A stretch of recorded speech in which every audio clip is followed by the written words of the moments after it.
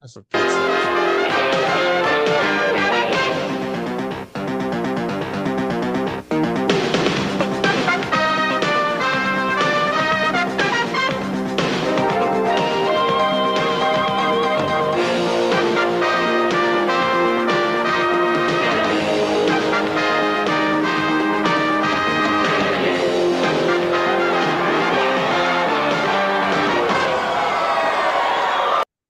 I'm totally leaving that part in.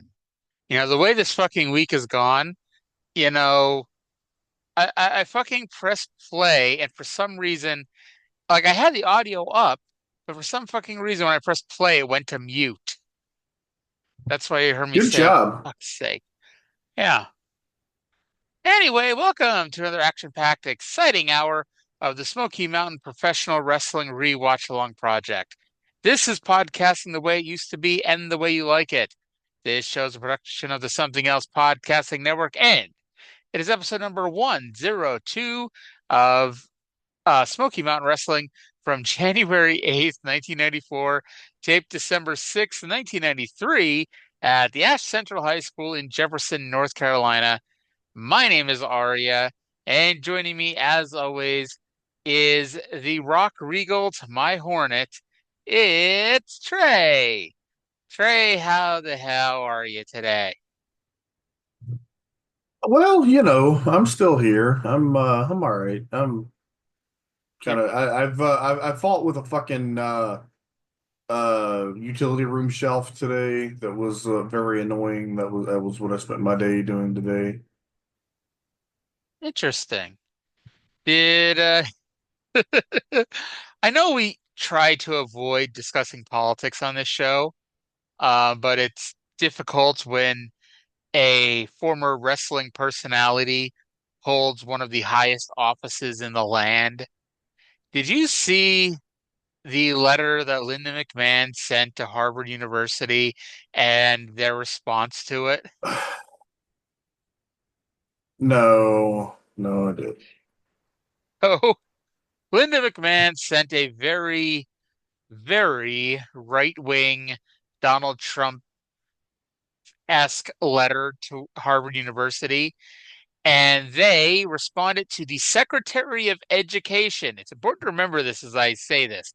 The Secretary of Education in the United States, and they marked up the paper like she was a third grade student and they were correcting her spelling and grammar. Oh, I love that so much. Oh, it's Yes, phenomenal. it is covered in red ink. It's it's tremendous. I'll Facebook you it right now so you can see this.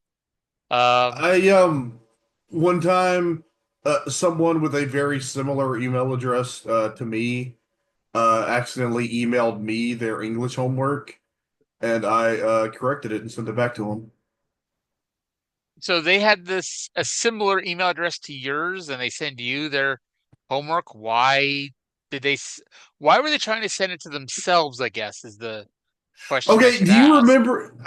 Surely you remember back in the time before we all had like the cloud and flash drives and stuff. If you needed to get something from one PC to another, the simple way to do it was to email the document to yourself as an attachment. Okay. Well, Did you I never do don't think this? I don't think I ever did that. No, but I mean I'll take your word for it that that's a thing, but I don't remember ever doing that. You know, sorry. Huh. Um, I just had a bunch of floppy disks and whatnot that I would store all my stuff on. See Floppy how disks. special, yeah, see how special I am? I had floppy disks. I knew you were special. You knew it when I grew up. You knew it when I grew up. What the fuck did I just say? I swear my English speaking is good. So, No, you all know right. how to words good. Yes. To read makes my speak English good. But by the Need way, some work. I didn't I the specific surgery was. But did you see Naito is getting eye surgery? He's had eye problems for quite a long time. I mean, for a decade we've been watching him opening up his own eye and doing the whole thing. It's like I just like if suddenly he doesn't need to do that or whatever, it just won't be the same. Okay, so that started uh when so many years ago when they were very young, he and Yujiro Takahashi were a tag team called No Limit. And they went on excursion together to Mexico. You may recall they also appeared in TNA around that time. I was But at in I was at lockdown you were with at them, the the Motor City oh, Machine Guns, and Homicide and Hernandez for the who is IWGP Junior Heavyweight Tag Team titles, Hernandez, who is what 280 pounds, a big son of a give or bitch. take. Yes. Yeah, And they yeah. couldn't even come up with like a logical excuse, like saying, "Oh, the weight limit is like 400 pounds or something." Oh, that would be too little too, because Homicide didn't weigh 120 pounds. You know what I mean? They're going to come up with a logical weight limit to say, "Oh, the team has to weigh less than 450 pounds or something," and it's like, okay, that Okay, makes sense. But instead, it was just like, okay. well, this is their version of the X division, and in the X division, Yeah, there's no and it's limits. not. It's not. It's bullshit. It's fucking bullshit. I don't even know. But anyway, the eye thing came from. I remember at the time reading that like the people started doing that to taunt them, and so they started doing it back as a response, and then it just became Naito's signature like thing, the eye thing. Nice. Did the Hogan of Benjamin Shelton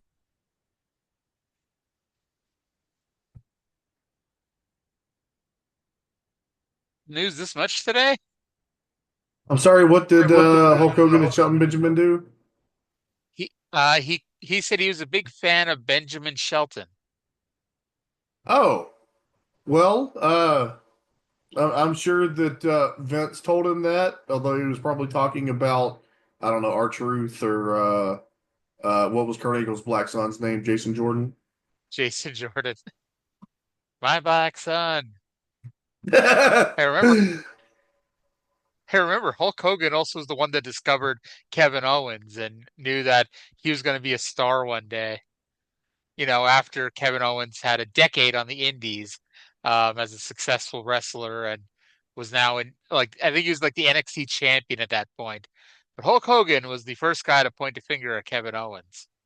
Yes, and he shot on Fujinami, and he wrestled twice a day because he flew back and forth across the international date line. And I, I I don't know. I just I'll I be on. grew up around people like that. I had an uncle who was like a pathological liar like that, and I knew other people like that, and it's just like it's fucking exhausting, and it's I don't know, it's just I'll be stupid. honest. And I can all of a sudden understand how Hulk Hogan gets away with this shit because I was telling somebody that story and had to explain to them why that's not possible.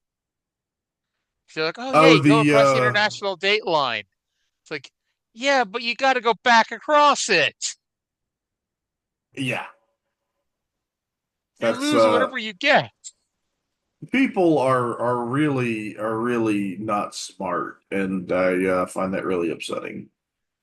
Oh, and to be fair, it's like I don't even remember who I had that discussion with. So if you're listening to this, I apologize for insulting you, but I mean, come on. Come And if you're on. listening to this, please contact me so I can also insult you. That's Origatre on Twitter. Yeah, Oregatrae. yes, And when you tweet him enough, you don't even have to remember to type all that out. You just start typing Trae and it pops right up. there you go. Yeah, that's what I do. But by the way, what the hell is up with last week's episode? It's like Last week's episode was the most listened to episode in a while, and it was the fucking best of show. I, there's no accounting for taste. I mean, I always tell people like 'cause I've had people ask, it's like, I want to start watching Smoky Mountain, but I don't want to start from the beginning. So where should I start? I'm like, the best place I guess to start would be a year in review episode because they're going to tell you everything you need to know from the past year, and you can just start from there. Well, there you go. So now we're gonna have 150 listeners every episode, right? That's how that worked. Because they started with the year in review, and now they're gonna pick up. They're listening to us right now. Hi, Uh, 150 new listeners. yes, as we're now 102 into our 200 episode quest, and we're already making plans for what we're doing in 99 episodes.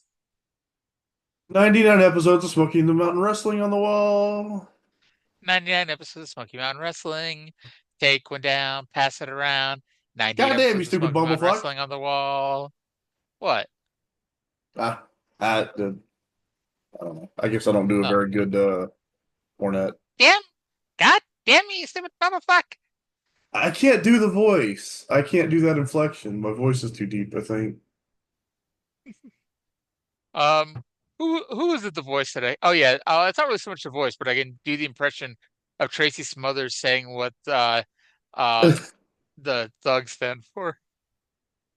T is for terrible, H is for hell, U is for ugly, and G is for jail because a thug can't spell. You do that Uh, really good too.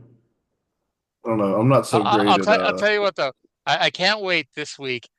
Finally, I guess I won't spoil it yet. We'll wait 10 minutes. All right, so let's go to the intro of the show. Bob Caudle and Dutch Mantel are, in theory, going to preview what we're going to see this week on the show. Hi, fans. Welcome to another action-packed hour of Smoky Mountain Professional Wrestling. Wrestling the way it used to be and the way you like it. I'm Bob Caudle, and fans, we got so much this week on our program, we're not even going to try to tell you all about it. It's an action-packed, exciting hour. We want to say hello to all our fans and friends in Roanoke and in Lynchburg, Virginia. We're watching today on WSLS Channel 10, and we hope to see you all soon there in person, very soon, as a matter of fact. Say, Dutch, down and dirty today, you're going to have Primetime Brian Lee and Tammy Fitch. That's right. Primetime Brian Lee and Tammy Fitch, and some interesting comments they're going to make today. All right, and fans, our last Beat the Champ match on television ended in a tie and a draw when time expired. Well, a rematch has been ordered by Smoky Mountain General Manager Sandy Scott, who is with us right now. Sandy? That's right, Bob. We feel the fans should see a winner out there, so we'd order Beat the Champ title a rematch. All right, and that was a match, of course, between the wild-eyed Southern boy Tracy Smothers and Chris Candido. Yeah. Tracy? You know, Mr. Caudle, I agree with Mr. Scott wholeheartedly. The fans of Smoky Mountain Wrestling deserve to see a rematch for that TV title. And, you know, I sure do like that money that comes your way when you win, when you're the TV champion. But more important, I want to prove to all those great folks out there that I can beat Chris Candido, and I want to prove to myself that I can beat him also, and I get that chance to do it today. All right, fans, that match is today, our Beat the Champ match right here. So stay with us. We're ready for action. Let's go to the ring. Okay. So I guess we've never done a time limit draw on Smoky Mountain before, at least for the TV title. But does this mean that Tracy did not that does that not count as a win for Tracy? I mean, losing by disqualification counted as a win for somebody, so I don't know why I wouldn't. Yeah. Yeah, I mean, I'd assume so. We never had the check presentation though, and they don't say how many title defenses this is for Tracy on the show. Spoiler alert. Um, No, but yeah, so and plus this goes against the entire Beat the Champ premise. Chris Candido should not be allowed to just get a rematch because, oh well, he didn't lose last time. right. He should have had to bribe Dutch a second time. I agree. I bet Dutch could use an extra $200. Yeah. Although maybe Sandy Scott got the $200. You never know. Maybe Candido wakes up at 6 o'clock in the morning and starts doing his work all day like Sandy Scott does. And Sandy Scott thought, man, this guy, He's a real go-getter. Let's give him a I title thought match. I thought that you were going to say Candido wakes up in the morning and $200 is missing from his wallet. I are you trying to say Tammy is stealing money from Chris's wallet? I ain't saying she's a gold digger, but she ain't let's see, who isn't she messing with? I say her hair is really brunette. Uh I don't yeah, know. okay. It made sense in my head. So then we get our first match. It is the Rock and Roll Express versus the Hornet and Michael Collins. No intro for the jobbers, and I'm like, oh, it's gonna be one of those episodes where it's gonna be so tightly edited, it's like you're not gonna have time for anything to sink in.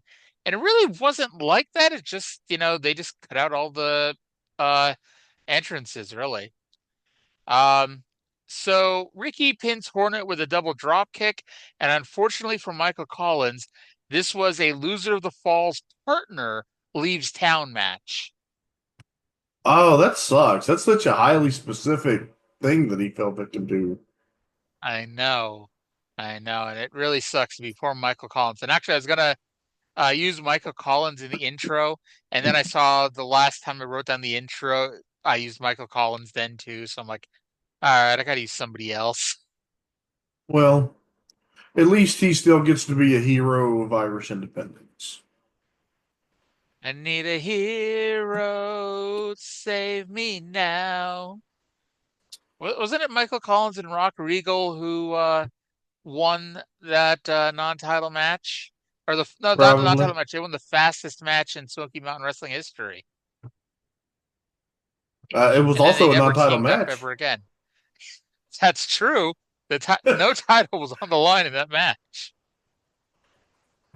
Um, but from here, let's go to a Rock and Roll Express promo and hear what Ricky and/or Robert have to say. With us right now are the Rock and Roll Express today, Rick. You know, you guys deserve it, and you got it. The rematch with the Rock and Roll Express and Jim Cornette. Well, I'm sorry to Heavenly Bodies. Well, you know, Bob, everybody has seen what took place in Survivor Series in Boston, Massachusetts, between the Rock and Roll Express and the Heavenly Bodies. There's two reasons we lost the belt.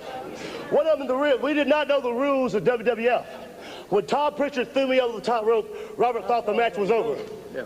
And then again, the second thing is when Jimmy Del Rey come off the top rope with the tennis racket on back of Robert. But you see, Jimmy Cornette thinks he's got us going everywhere but crazy. You know, we can take our losses right with the wins. And one thing about it is, Jimmy Cornette, we're not going to be 5-time Smoky Mountain Tag Team Champions. We're going to be 6. See ya, buddy. All right, fans from the Rock and Roll Express, and we'll be right back. Okay. So can I just call bullshit on this? They didn't know what the WWF's rules were. You couldn't throw somebody over the top rope. First of all, you learn the rules. It's like baseball. For Look, the longest time, American League and National League, they had slightly different rules. One had the DH, the other the pitcher went to bat. This is no different than that. It's a different promotion. You learn the ever so slight rule changes. okay, but they would have a valid complaint if they stated that as the match was sanctioned by Smoky Mountain Wrestling as a Smoky Mountain Wrestling Tag Team Championship match, that should have been under Smoky Mountain Wrestling rules, and therefore the title change should be invalidated based on that. They're right, but for the wrong reason. They really should have, but yeah, it's the Rock and Roll Express used the wrong complaint here, I Now, felt. here's what they And should do. I will We say need I'm we looking need to forward to them get. getting a I'm sorry. go ahead. We need to get a mass tag team to come into the territory so the Rock and Roll Express can pretend to be them and get a title shot. So the Hornet and what The what Secret. was Road yeah, I was gonna say what was the Road Dog's name? The Dark Secret. The Hornet Uh and the Dark Secret, yeah. yeah, there you go. I'm personally looking forward to the match that Carl told us, the rematch with them versus the Rock and Roll Express. Oh, the Rock and Roll Express against the Rock and Roll Express. That's a main event anywhere in the No, world. no. You think the two Ricky Mortons, they'd both be simultaneously getting the heat on each other? It would. I feel like that would just rip a hole in the space-time continuum. Okay. So from here, we go to Christmas Chaos, and the moment that when they announced the match and the stipulations, I knew what was happening. And I think you kind of figured it out too, but I don't know if you quite figured out this screw job. So, Bullet gets a sleeper on Dick Murdoch. It's a Bullet versus Dick Murdoch. And if you remember the rules the first night, it was the Bullet's mask versus Jim Cornette's hair. And as a WWF historian, I can tell you beyond a shadow of a doubt, even though he never really had much hair up top, Jim Cornette never showed up on WWF television bald, and Bullet Bob Armstrong is here until episode 200. So, Yeah, this was actually stupider than what I thought it was going to be.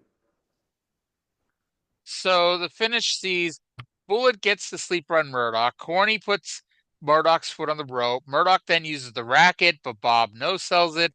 Corny gets in the ring and gets punched in the face. Murdoch gets out a foreign object and knocks Bullet the fuck out for the win. So they now go to the point where they're going to take off the Bullet's mask. And we all know if it's Bob Armstrong, he's going to be banned from Smoky Mountain Wrestling forever, which makes you wonder what isn't he already banned from Smoky Mountain Wrestling forever? Isn't that why he came back as the Bullet? But Yeah, let's ignore that for a second. So he well, takes off. we. Hmm? I mean, we know conclusively now, though. He unmasked, and the Bullet. I was as shocked as anybody. The Bullet, the whole time, was the Bullet. Yep. He takes off the mask, and there was a second mask underneath. Shocking. Never would have suspected. So what did you think they were going to do? Okay, at first I had rationalized that in my mind they had said that the mask was on the line in the other nights but not Knoxville. And then like a week or two ago, I figured out that that wasn't the case.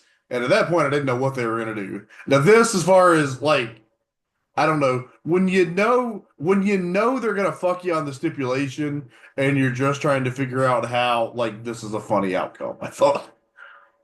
Okay. Um, I look at it as they're fucking the ticket audience. And now Cornette's defense of this. Now to be To be fair, fair, the the crowd did explode in glee when the Bullet took off his mask to show a second mask. They did not react like they just got fucked out of a heavy stipulation. Now, Cornette's explanation was he figured the fans wouldn't want to see Bullet lose his mask to be Bob Armstrong, and because the heels fucked him over, that it was okay that he didn't really show his face, and that the fans would be forgiving of that. yeah. And I understand the argument, and here's the thing. You may be able to do that justifiably once. The problem, and the reason we're talking about it in the sense that it is not okay, is that this is a recurring thing in this company, and it may be why we were already halfway through the run here. Yep. And we're at the hottest point. And like weirdly, it's very much like WCW. We're at the hottest point, and we're already on the way down and getting ready to go out of business. Isn't that funny that the mistakes that Yeah, you make at the hottest point could be what doom you in the end? yeah. And I mean, I'm not saying this is the only reason, because at the end of the day, like, was territory wrestling really going to make it at this point? But I think them fucking the fans out of stipulations had a big part to do with it. And it's not just, oh, well, next year we're going to get like a lot of shows with Undertaker, Shawn Michaels, Lex Luger's coming in, Owen Hart is coming in, Randy Savage is going to be here in a few months. And it kind of makes sense, kind of like the OVW conundrum a few years later, that fans will choose to skip shows because they know, well, if we wait, the big stars are coming in next month or the month after that. So we'll just wait. But I think like because now like who are they drawing with? They're drawing with Dick Murdoch, who when was Dick Murdoch last a star? You know, a decade earlier, more. And it's like they're drawing with him and Bob Armstrong. And it's like that's as much as this is a local promotion as anything else, you know. But yeah, they're biting themselves in the ass, and it comes back to, or they're shooting themselves in the foot, and it comes back to bite them in the ass later on, as I fuck up my own thing there. So by the way, Uh, they then show us December 26th in Johnson City. Corny tries interfering, and he's on the top rope, but Bob flings him into Dick Murdoch and then pins Murdoch and gets the win. Um, and notice I'm not even trying to pretend the bullet isn't Bob Armstrong. I'm just saying Bob, Bob, Bob, Bob, Bob, Bob. Plus, Bob is ba easier ba to type out ba than ba bullet. ba ba ran. Ba ba Ba ba ba ba ba ba ba ba ran. ba baran. Ba ba ba ba ba baran. Ba baran. Okay, now that we've run the 150 people off this week, if we only get 10 views this week, this is why, because they somehow knew we broke into, and we had good harmony there for a second, but we broke Uh, into harmonized singing. uh. Anyway, let's go to a bullet promo, and I'm going to be poking fun at modern day Jim Cornette at the end of this promo. Spoiler alert. You tried everything in your dirty bag of tricks to get rid of the bullet, but you haven't done it, see, because I'm fighting for a friend of mine, Bob Armstrong, because I know and he knows that right now, more than any time in the history of professional wrestling, Smoky Mountain Wrestling needs a commissioner because you have now infiltrated. You got a friend in high places. You got a friend on the board of directors, and I hear there's some shady deals going on. Well, Smoky Mountain is not going down into the sewer where you live. I don't care what it takes. You name the stipulation and I'll take it because Bob Armstrong is going to be restored to commissioner. He's got to be. Smoky Mountain shall survive and Bob Armstrong will commissioner because we're going for more in 94. Okay, so we find out later on who they're talking about, but Bob just talks about how Cornette is somebody on the board of directors, and I'm like, the only two members of the board of directors we know, I mean, we joke about drunk Mark Lawrence, but the only two we know are Brian Hildebrand and Sandy Scott. So I'm like, okay, which of these two are healed now with Jim Cornette? And I'm like, I'd imagine it would not be Brian Hildebrand. Uh, honestly, I guess I didn't really register that part of it. The when I watched this, I did the second time, and then I was wondering, well, who the fuck is he talking about? So I guess I missed that revelation too. Yeah. Well, they don't mention it here. They mention it later. Also, I'm sorry. I had to mention this, and I know it wasn't a pink shirt, but the Bullet is wearing a Mickey Mouse t-shirt. And I Mm-hmm. know that Jim Cornette has a big problem with wrestlers coming on TV wearing Mickey Mouse t-shirts. Oh, Because yeah, uh, because remember when Miro debuted, he was wearing the pink Mickey Mouse shirt, and Jim Cornette, love him. He didn't shut up about it for the past 4 years. really? I guess Yep, that's around the time I stopped listening. yep. In fact, I don't even listen. Like again, I don't listen to anybody talk about modern day wrestling. I barely listen to you and I talking about modern day wrestling.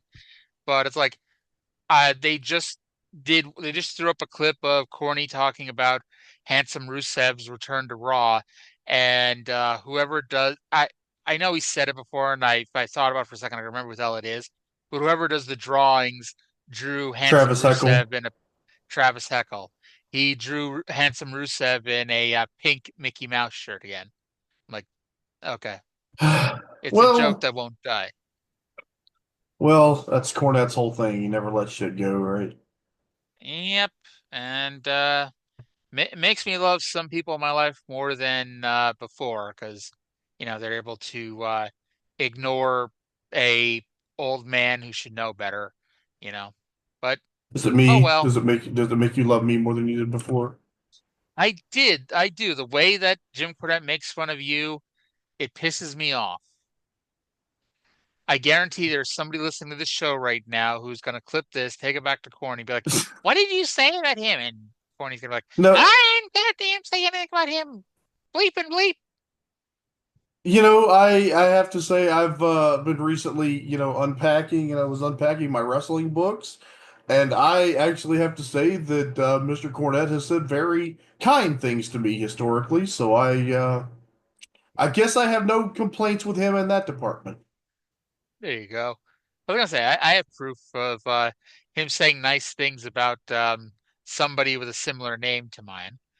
Um, okay, so I normally we skip the local promos unless Trae wants to talk about whatever small town in Arkansas or Kentucky that he's familiar with. Well, guess what? The day is mine. Um, can we're gonna have someone talk about a small town that I know. Let's go to Chris Candido with a local promo talking about his upcoming matches with Tracy Smothers. Smothers. You know, Tracy Smothers, all the people here in Harlan, Kentucky love you. Running around with that rebel flag, calling yourself the wild-eyed Southern boy. Well, I know for a fact you're really Vito Marinara from Schuylkill Haven, Pennsylvania. Let me tell you something. Okay, that's all we need to play. Schuylkill Haven, Pennsylvania. Shout out to Schuylkill Haven. Like I messaged you this morning, I'm like, Candido made me pop, and that's what made me pop, in case you'd ever figured it out. Oh, okay, I didn't. Hold on one second. Okay. Well, Okay, while Trae is doing. Mhm. last week, one of the local promos, I had not heard Candido do the thing, but in one of the local promos with Tracy Smothers last week, he and Brian Matthews referenced the whole Vito whatever from Schuylkillville, Pennsylvania. And then I don't know if they just like added them in out of order or what, but or if there was another I, one we missed, but like I don't know. You didn't mention it last week, and then I don't know. I guess it came around I again. I didn't notice. I didn't notice it last week. I'll be perfectly honest. But it wasn't Candido Um, saying it. Candido saying it yeah, made it a lot funnier. By the way, indeed. we By the, just I think it was just maybe was it last week the 20th anniversary of Candido's passing. yep, we talked about that. Did It was we? on the lockdown show was on the We did. 23rd, and then he passed on Yeah. like the 26th or 27th. Oh yeah, we did And talk yet, about that. I remember that. um, by the way, I grew up in Girardville. To get to Schuylkill Haven, you go through Gilberton, Frackville, Pottsville, and St. Clair to get over to Schuylkill Haven. Or if you go What the other way, you go through, part of go Pennsylvania is ahead. that? Northeast. It's south of Hazleton, Wilkes-Barre, Scranton, closer to Allentown, I guess. Or you can go the other way and go through Ashland, Fountain Springs, Gordon, Minersville, and then go through that way. Either way, it's like a 30-minute drive, but yeah, tiny town, tiny Pennsylvania towns rule. Although Tracy's going to say something later that I completely agree with. But How uh how big is Schuylkillville, Pennsylvania? I don't know where Schuylkillville is, but Schuylkill Haven. Um, Schuylkill I Schuylkill believe Haven. I'd have to look it up. I think it's a few thousand people. It's not very much. I know Pottsville is our county seat over in Schuylkill County, and I was just I think there's about 30,000 people. Hey, I went to North Schuylkill High School. Well, I was supposed to go to North Schuylkill High School. Long story. Schuylkill County or Schuylkill Haven, excuse me, 5256 okay, so Schuylkill Haven is bigger than Nashville, Arkansas. probably. And I asked, what is Schuylkill Haven, PA known for? And apparently it is not known for Vito Marinara. Aw. Yeah. All right. So enough about Skooglehaven. Tag team champions, the Heavenly Bodies with Jim Cornette versus Chris Kanyon and Rock Regal. Cornette joins commentary and says we'll see the Bruise Brothers be bruised and the Bullet hang himself this week. Now, I got to tell you, we watched this whole episode, and at no point did the Bullet do the Von Erich thing. No, he did not. Although I guess hanging yourself is not the Von Erich thing. No, none of them did that, did they? Nope. But Jimmy Del Rey pinned Kanyon with the Poon Salt in a loser of the fall leaves town match. Sorry. Loser of the fall. Oh, it's who was that? Kanyon? Kanyon, yep. Oh, this was well. I hope that young Mr. Chris Kanyon finds success in this wrestling world. I hope he remains positively and has some champagne, and that Mortis doesn't set in before he can find success in his career. Now, mind you, I don't know if Mr. Regal comes back. He does not have a cage match profile. According to ProWrestlingHistory.com, when I just tried to do a Control F search, he's not coming up into June. So this might be the end for Rock Regal as well. Do you know how Chick Donovan looks like Timu Lex Luger?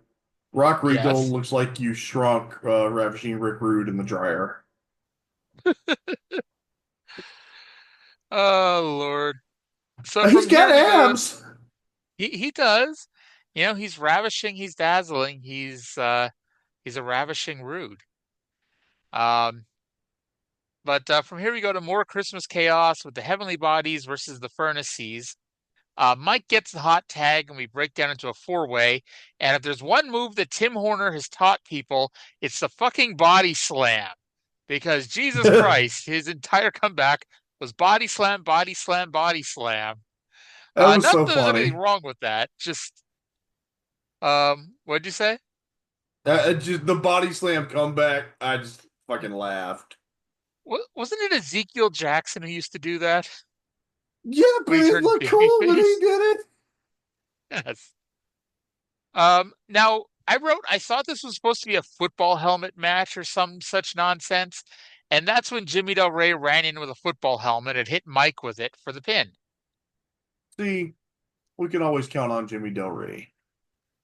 I was honestly like, I knew the finish ahead of time because I think, we really got Mike Furness, so I kind of knew it. But I was still a little surprised, although the Heavenly Bodies are the tag team champions.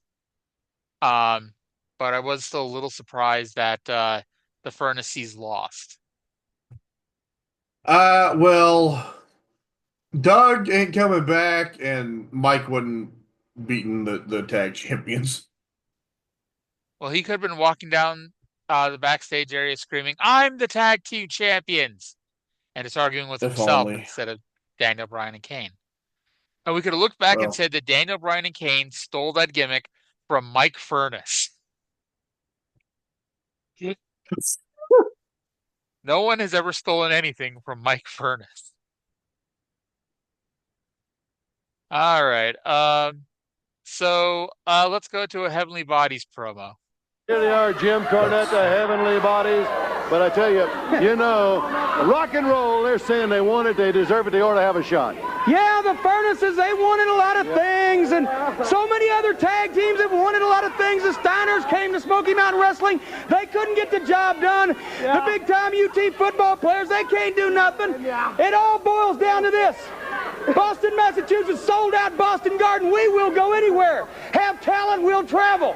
We beat the Rock and Roll Express, and we won the Smoky Mountain Tag Team title in front of the largest crowd ever to witness a Smoky Mountain Wrestling match worldwide. And now the Rock and Roll Express, they're so humiliated.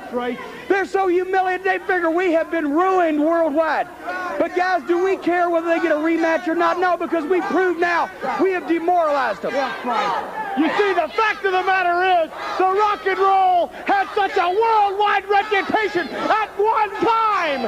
But you see, every time it takes a team managed by the greatest mind in professional wrestling, Jim Cornette, to come along and snatch the reputation from the sky and make our reputation. And that's what the heavenly bodies have done in Boston, and that's what the heavenly bodies are going to do in Smoky Mountain Wrestling. You can bank on those words, Rock and Roll Express. No doubt about it. Got it. Let me just say one thing, Rock and Roll Express. I want you to realize this. Your reputation has been ruined worldwide. Yes. And now if you come back and get in a ring with the heavenly bodies, your health will be ruined as well.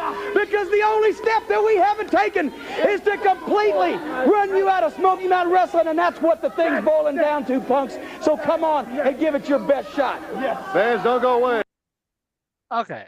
So this show, as we mentioned earlier, was taped weeks before Christmas Chaos. I thought they did a good job of basically telling you what happened while not telling you what happened because the live crowd doesn't know what happened because it's not for 3 weeks. Yeah, they're pretty good at that. You kind of get a lot of that. Although I didn't mention this earlier, but Candido in his local promo gave away the finish of the main event. Yes, I noted that too. Yeah, he did. In between me squealing in glee about Schuylkill Haven. So I'll tell you what, we had a year of Stan and Tom versus the Rock and Roll Express. Actually, we didn't have a year. We had about 7 months, but still. We had all that time of Stan and Tom versus the Rock and Rolls.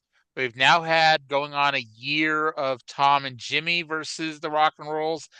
And they're teasing you that the only thing left is to do a loser leaves town match. I mean, we did that last time, and they just found another guy. Oh man, what if Dr. Tom gets pinned, and then they find somebody even sleazier? I would say maybe they'll just have Killer Kyle be the new Heavenly Body. Oh no, he's not our scumbag. Can you imagine Killer Kyle like becoming like a Jimmy Del Rey parody? Okay. I wasn't with you until you pulled it that way. Now I want to see where that could go. And not even like, give him the robe. Like he takes off the robe and he's wearing, his suit and tie, and he's doing the Jimmy Del Rey grind. Oh, and when they do the promo, Jimmy is doing his thing, and then Kyle is just doing the Dr. Tom tossing his hair, but he doesn't have any hair. Yes. Yes. And Cornette's giving a serious promo, and like out of the corner of his eye, gets Kyle fluffing his imaginary hair. He looks like, what the hell are you doing? No. Then he keeps like stone faced the whole time, because it wouldn't be funny if Killer Kyle made any sort of facial expression. Contact us on Twitter to find out where to send us our Booker of the Year trophy. Yes. And, much like Tony Khan, if we win Best Booker, we'll put it on TV and have the camera slowly pan by it on the way to the ring. Yeah, for sure. Yep. So before Down and Dirty with Dutch, and I meant to look up how long Conan had been doing the show for this point, the late show. I think he just started 6 months earlier, but Dutch says he's Conan O'Brien and he doesn't know how he got the job either. That's did he started that at 93? Yeah. It was like May. It was like May of 93, I think. Yeah.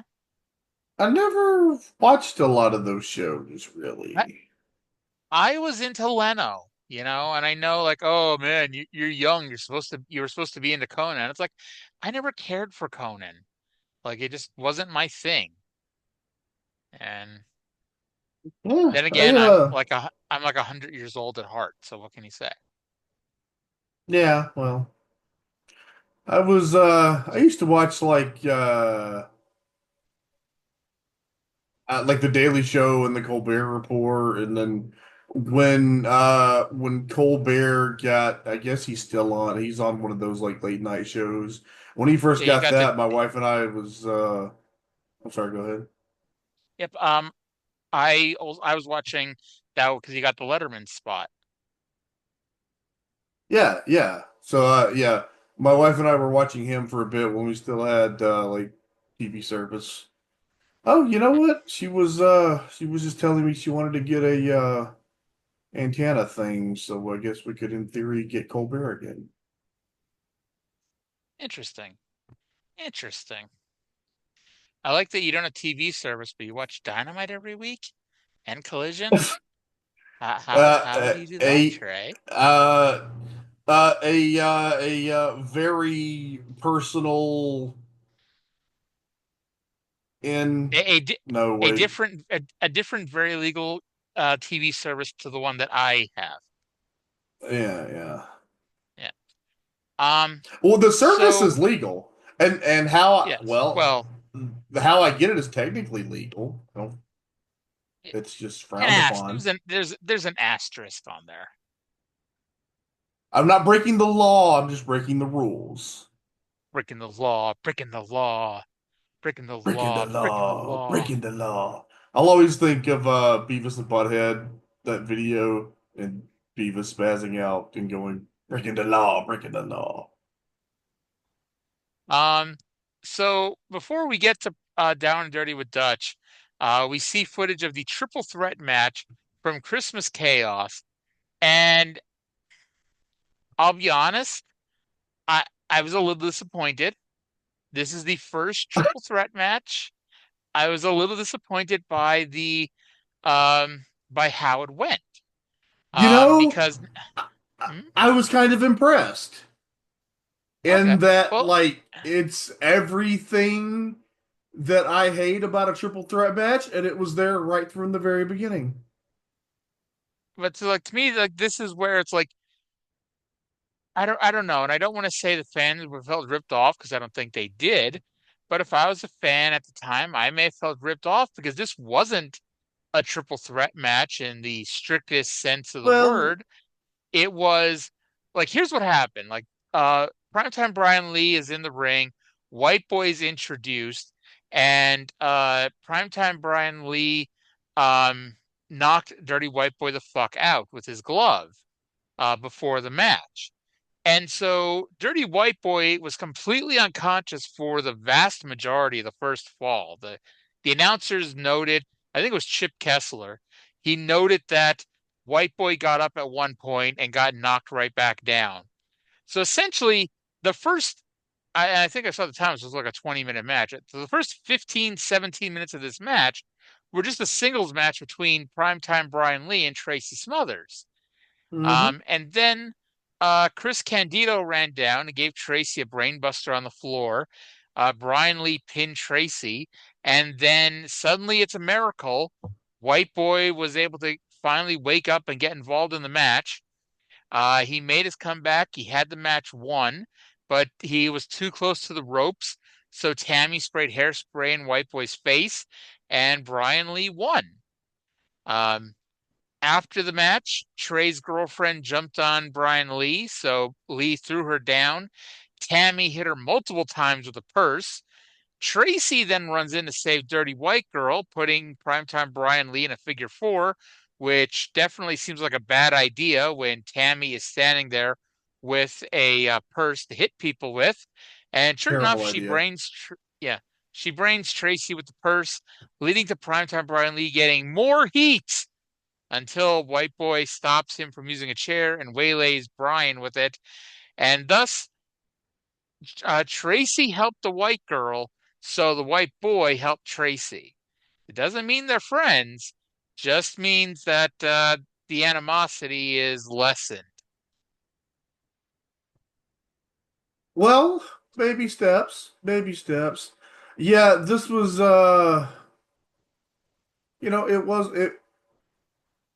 it was two different singles matches. It wasn't even the Yeah, revolving door of three singles matches that you expect a triple threat match to be today. But you say you would have been disappointed. I don't think you would have been because you wouldn't have had a frame of reference for what it was supposed to be. that's true, but I would like to think, and I could be wrong because who knows what I would have thought in 1993. But I would have thought when you hear three people in the ring at the same time and yada, yada, yada, it's basically going to be like any of these chaotic brawls at the end of the show where three people are all fighting each other all at once, as opposed to this, which, as you said, was basically two singles matches. Now, WCW, and I had to think when this was, but this isn't until Fall Brawl 94, they do a triangle match with Sting, the Guardian Angel, and Vader, but it's legitimately two singles matches. It basically was a three-man tournament as opposed to a triangle match because they did Vader versus the Guardian Angel. They did a coin toss, and whoever was the odd coin got a bye into the second round, quote unquote. And Sting won the coin toss. And so Vader took on Guardian Angel. Vader won. And then, and I had to rewatch this soon for the book, but if I recall correctly, Vader and Sting go to a 15-minute time limit draw. And then it's determined that the first person to knock the other person down wins. And so the referee got bumped. Sting knocked Vader down. And then the booty man came out in the Nancy Kerrigan clubbing her knee outfit and whacked Sting. He fell down. Vader stood up as the referee woke up, and Vader was the winner. Sounds Even though fucking terrible. it wasn't really the booty man, it was Arn Anderson, but the booty man is the one that got unmasked. Well, but we do have coming up in just a month or so the the night the line was crossed is forthcoming, and we will be talking about that. Hopefully, presumably on the Oh My God cast. I think they say in a month because, like, aren't you in like the middle of December still? You know what? I'm just trying to Okay. live my life, and you just keep starting shit, and I don't like it. Okay. Uh, but also, I thought you were going to mention in a month, Smoky Mountain has well, I guess not the first ever, but they have a ladder match before WrestleMania 10. Well, I mean, fucking ladder match was invented in like Stampede Seven. in like Yeah, in the 78, 70s. whatever. Yeah.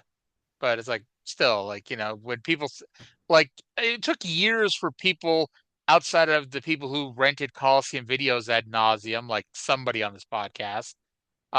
It took people years to know that, the Bret Hart Shawn Michaels ladder match from '92. So to a lot of people for the longest time, that Razor Shawn match was the first ladder match, even though Yeah. it also wasn't even their first ladder match. They'd done a bunch of house show matches to prepare for WrestleMania. I just can't wait to see the fucking rickety ass. Like I'm imagining because it's Smoky Mountain Wrestling. The I'm Smoky Mountain imagining ladder like match. a fucking old wood kind of gross rotting ladder that like somebody found in their papa's shed. I'm That's what I'm picturing either a imagining. painter's ladder or like a one-sided ladder that Mark Curtis has to hold up the other side. You know they Um, did that. They did that finish in the DX Jeri-Show yep. TLC match. They I broke the knew where you were fucking going with that. ladders. Yep. So that's actually a cool finish with Which Hunter having to it, hold the it ladder up so Sean could climb up. it was a cool finish until it's like, okay, it's a 2009 ladder match. If one ladder breaks, there's 50 of them sitting around the ring. Go get one of the other ones. It would have also taken less time than for Hunter But to it come up wouldn't with the have been brilliant as idea to cool, Arya. You got to do it for I fucking style points a little bit. also Jericho getting murdered because Big Show, like, he didn't he didn't fall far enough to let Jericho go, because what happened was Big Show put Uh, Jericho on his shoulders and Jericho was walking, or Jericho was standing on Big Show's shoulders and they were walking towards it. And then, like, I think Shawn gave him the super kick and Big Show was supposed to be near the ropes and Jericho would fall off and crash through a table. And somehow, like, Big Show was like off and Jericho nearly killed himself. oh, well, That was that part also of the it wasn't show. that great. That was also the show where I was half convinced Sheamus accidentally won the WWE title. Oh, Because, really? like, because that was the table match with him and Cena when Sheamus Yeah. had just been brought over from ECW, and the finish was them on the top rope for a superplex, and there was a table outside the ring under the post, and there was a table in the middle of the ring. And so the finish was Sheamus pushed Cena off the top rope, and Sheamus fell down off the post towards the floor. And it's like I thought, and I think I probably was the only person who thought this, they were going for like a draw finish, but Sheamus missed the table. But it turned out that wasn't actually the finish. It just, it was just kind of clunky. But yeah. Yeah. I remember that now that you mentioned it. And like, wasn't like, didn't they do it that way on purpose? Yeah. Make It was look kind done of wonky on purpose. Yeah. By the way, now that we're done talking about Sheamus and Triple H and Shawn Michaels and Jeri-Show and John Cena, let's go to the rest of Down and Dirty with Dutch with Primetime Brian Lee and Tammy Witch with a capital B. Mountain Heavyweight Champion and the First Lady of Smoky Mountain Wrestling, Tammy Fitz, primetime comments. You know, it just goes to show you, Dutch, and all these rednecks out here, I can beat Tracy like a drum, and I can beat White Boy 6 days a week and twice on Sunday. You know, they underestimated primetime, but you see, Dutch, what happens is when the First Lady walks to the ring and primetime Brian Lee walks to the ring, it's TOL, and of course you know what that means, top of the line.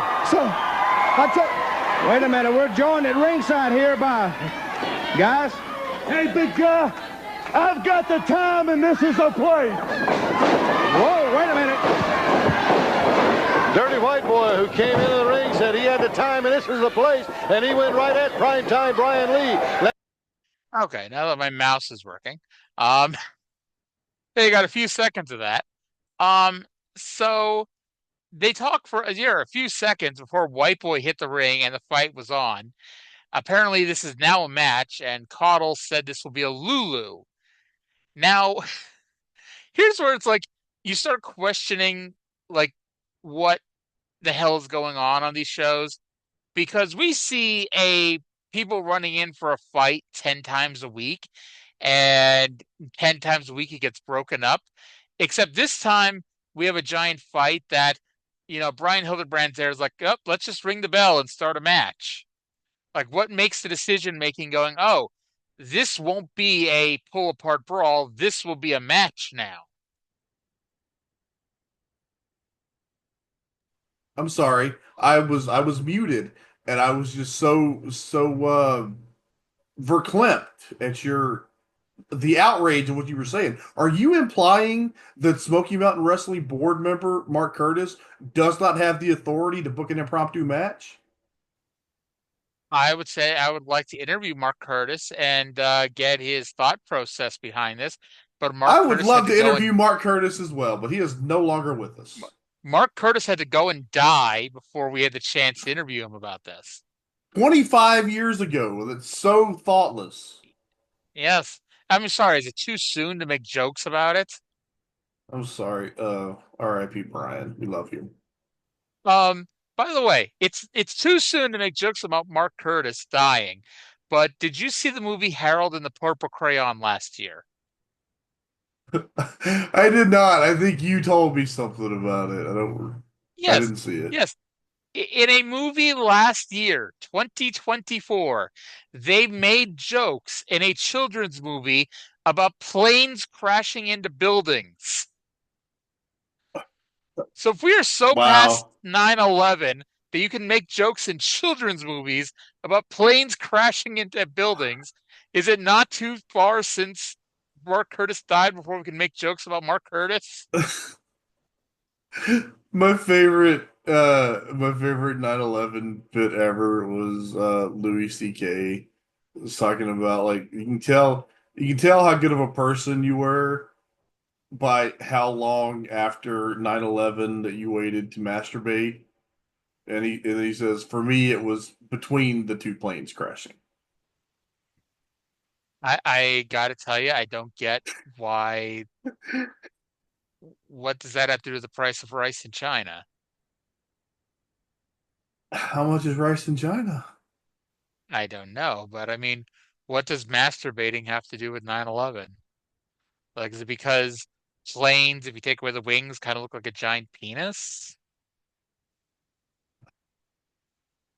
Look, If I wanted a woman to step on my jokes, I'd go talk to my wife. Um, trying not to make a blind person joke now. Um, did did you hear what the Twin Towers' last pizza order was? Two large planes. No popping. Okay, there we go. I'm gonna be really Uh, disappointed if I didn't pop you on that one. and See, by the Twin Towers, you mean the tag team of little people that The Rock was briefly booked to wrestle in a handicap match at WrestleMania 2000. yeah, tuxedo match, if I remember correctly. Evening gown match. You can't get tuxedos for midgets. You can't say midget on the fucking show, Trae, Why not? because midget is an offensive word to everybody but little people. To who? Who Oh. Now look, here's my problem with that. Okay. If I say little person, that's not specific enough. I could mean a midget. I could mean a child. I could mean a person who has fallen victim to some kind of witchcraft spell and been shrunk to the size of a cinch action figure. But if I say midget, you know what I'm talking about. don't ask how I'm connecting these dots, but do you remember? Okay, I think do you remember means that anybody watched the show but me. But in NXT Redemption back in 2011, No, there was I do not remember NXT Redemption. I did not watch NXT Redemption. I It's was the not one, that I'm better than you or had a life or and anything. I was just wasting my life differently. you're better than me, and you know it. So there was there was a feud on NXT Redemption between Tyson Kidd and Yoshi Tatsu. And it was the matches themselves were as great as you think they were. They were really good fucking matches every week. However, the feud itself, Yoshi Tatsu had just gotten his first WWE action figure, and he was very proud of it. And hey, it feels like I'm telling you this in 2025 because it feels like a very 2025 thing for wrestlers to be really proud of having their first action figure and to be marking out over it. Tyson Kidd, being the heel that he is, broke the leg off of the action figure. Oh, And bastard. yes, and then he wore it on a chain around his neck for a while. And this is also when Tyson Kidd Oh, had like the little tuft of hair in the front of his head before he just shaved it off. Um, and yeah. then it led to the greatest match of all time, or at least the greatest gimmick match of all time. It was Tyson Kidd versus Yoshi Tatsu in a Yoshi Tatsu's action figures leg on a pole match. Vince Russo himself wouldn't have thought of such a brilliant tactic. Oh my God, we so need to watch NXT Redemption. It's like 64 weeks, and it's just the fucking greatest thing ever. Because also Darren Young, and this is before he came out of the closet, they did an angle where he was in love with Tamina Snuka, and he was bringing her a plant to, to hit on her. He brought her a plant. Well, some women would respond. Would you respond well if a fella brought you a plant, Arya? Um, it, I guess I should point out this was not like a little potted plant either. Like this was one of those like big 50 to 75 pound jobs. I Ah. I would I guess I would be impressed. Hey, if you bring me a 50 to 75 pound pot plant, I will marry you. And I was like, I can't remember the type of plant it was too. It was a very specific type of plant. Um, and it's gonna kill me. I can't remember it right now. Um, and this was also NXT Redemption, which featured the love rectangle between Derek Bateman, the future EC3, Johnny Curtis, the future Fandango, Maxine, who was somebody in Lucha Underground, and Caitlyn, who was forever Caitlyn. And the story was, um, Derek Bateman and Maxine were engaged. However, they broke up because way back when, before Derek Bateman and Maxine were dating each other, Maxine went on one date with Johnny Curtis, and that made her the biggest slut of all time.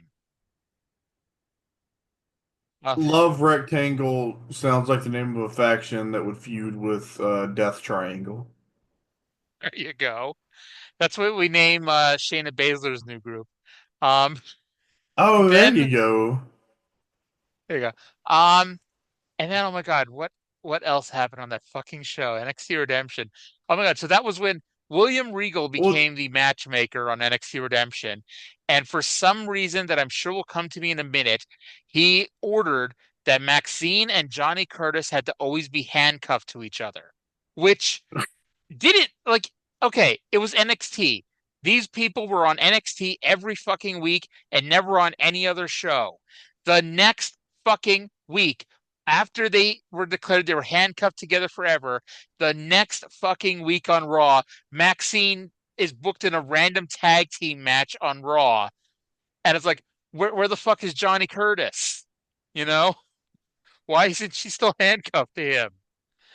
And then there was when Matt Striker was kidnapped, but continued to appear on every single show, including WrestleMania, despite being kidnapped. I well, don't tell me everything. We might have to watch that in 2 to 7 years. Oh, come on. Like, I could tell you every single thing that happens, and you will be like, I have to fucking watch this show. Well, Oh, I have God. enough shows to watch. Save it. Oh, Lord. That is definitely going to go into the back burner. It's only an hour show, much like this show that we just cannot end. Um, Hey, you get me talking about NXT Redemption. I could go for 3 hours. Um, so by the way, we're now still at the end of the Down and Dirty segment because we now go to the match that got booked from the Down and Dirty segment like 25 minutes ago. Uh, Smoky Mountain Champion PTBL with TWWACB versus DWB with DWG, according to my notes. Uh, Ref got bumped. White girl thought she was Jimmy Hart at WrestleMania 9, ran in and counted the pin. Tammy attacked her, and Trae, your girlfriend needs to fucking learn how to sell because she's flopping around like a fish out of water at this point. Literally, she's flopping up and down after getting hit by the purse. White boy gets the purse and sends Brian Lee running. Please defend your woman here. Well, no. Okay.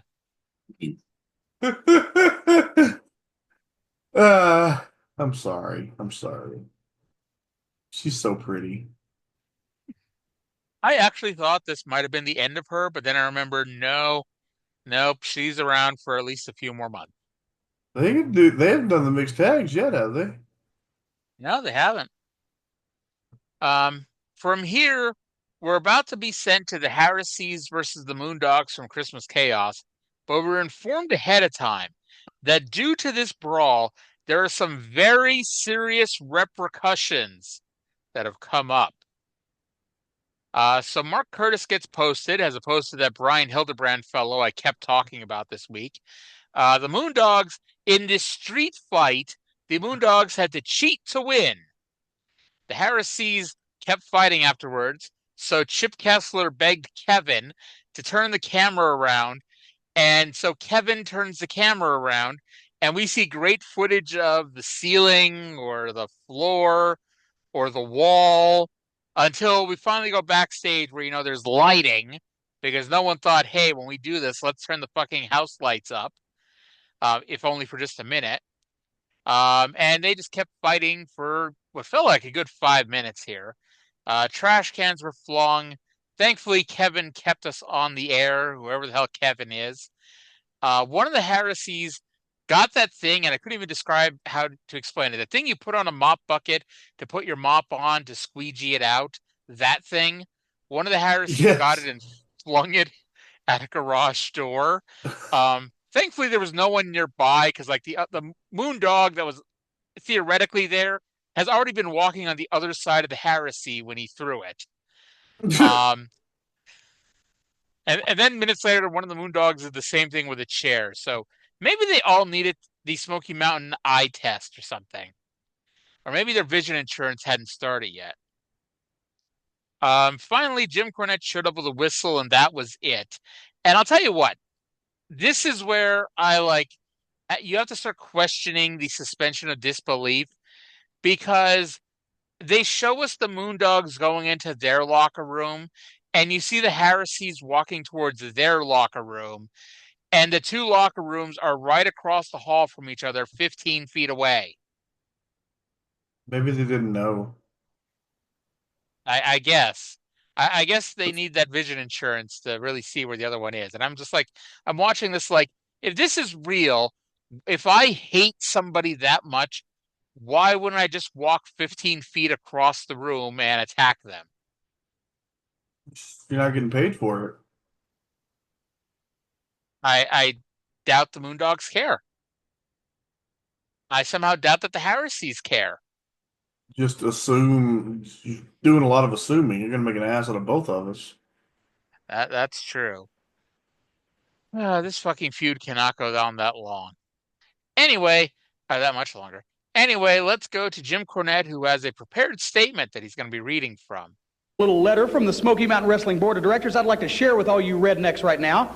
This is a ruling made on the Bruise Brothers Moondog situation, and it was spearheaded by my good friend Harry White of St. Louis, Missouri, a board member who's now a close personal friend of mine who is also at the current time on a cruise in the Bahamas on my mother's yacht. And it says that they feel that the Bruise Brothers instigated the incident in Freedom Hall in Johnson City. They followed the Moondogs to the back of the arena. All the damage was done, and therefore the Smoky Mountain Wrestling Board of Directors have suspended the Bruise Brothers for 6 weeks pending further review. Now, I got news for you, Bruise Brothers. The Moondogs are going to be on standby, and I'm going to do a little more digging. If I can find something else out about you, maybe call your parole officer in the next 6 weeks. It'll be a cold day in a hot place before you ever darken the doorstep of Smoky Mountain Wrestling again, Bruise Brothers. Have a nice new year. Jim Cornette, 6 weeks suspension. You come up and you bring us up to Tennessee to take care of your business, boy. We come up here and you can't control us. We step out our own like we always do, and you can't handle it. You get the Moondogs, you bring them in, and they can't control us. Well, you should understand that can't anybody control the Bruise Brothers by now. So then you get a buddy of yours on the board or whatever it is and give us a 6-week suspension. Well, hell, most of the time when we get in trouble, we at least get 60 to 90 days, but this time it's 6 weeks, 40 days. By God, 40 days ain't nothing. Count them down. Smoky Mountain, we coming back. And Moondogs, we got some time on our hands to prepare. And we coming back for you. 6 short weeks. Count them down. Get ready, boys, because we coming back. Now, Trae, I do have some good news for you, and it's not that Ron Harris thinks that 6 weeks is 40 days. Both of these teams are almost gone. Well, that's so the Heresies really do leave for 6 weeks. I don't know what the hell the real reason is, because by the way, it's not like they went anywhere impressive. They went to Memphis. Well, they were still working. Like, they still worked a couple of Smoky Mountain house shows, and they went. They worked Memphis. They do ECW. They actually go to Wayne, but not until March. They go to Puerto Rico. Not in these next 6 weeks. They don't do Smoky Mountain house shows, unless Cage Match is wrong. I'm looking at Ron Harrison. So maybe Don Harrison house shows, but I'm looking at Ron Harrison. He doesn't do any Smoky Mountain shows until they come back in February for 4 shows. But I was going to warn you, but you already know this. They're going to ECW next. Yeah, I just said that. Well, I guess I was or the I don't know. I guess the 40 Well, days is over in February. I don't fucking know. Whatever. well, the Moondogs are also gone. Actually, they stay 2 Good. weeks Fuck later. them. The Moondogs are gone the first week of March. So Okay, and we won't see him again until TNA in 2003, and that'll be your problem. I've already had that fucking problem. Don't Okay. you don't you put that shit on me right now. Let me see. So they are actually on their way to Memphis too. Why the hell are these people following each other? See, this is why we can't do a Ah. Memphis podcast because we'd still be fucking watching the Moondogs. Um, but so what's it called? So I guess Harry White from St. Louis, and I don't know if there's a real person in Harry White or if it's just like there's some joke that I'm not getting there. But at some point, he got added to the board of directors, and equally at some point, Jim Cornette bought him off. Well, I do have to question. I guess going back, it makes sense that Mark Curtis was able to unilaterally book a match between Primetime Brian Lee and Dirty White Boy, since Harry White was apparently able to unilaterally suspend the heresies for 6 weeks. yeah, Sandy Scott just goes along with whatever whichever one of the other two talked to him most recently said. Very Hey, simple Sandy's system. Sandy's probably pissed off because what's his name? Oh my God, the person that Cornette smashed the windows of about the video camera because Corny didn't give him his Oh, money. Him. Because he's not out at yeah. 6 in the morning putting up the posters and whatnot. God damn Um, it. oh my God, what I the hell thought I is his thought you were name? gonna say I can't remember. I was gonna say Terry Garvin, but that's a different story.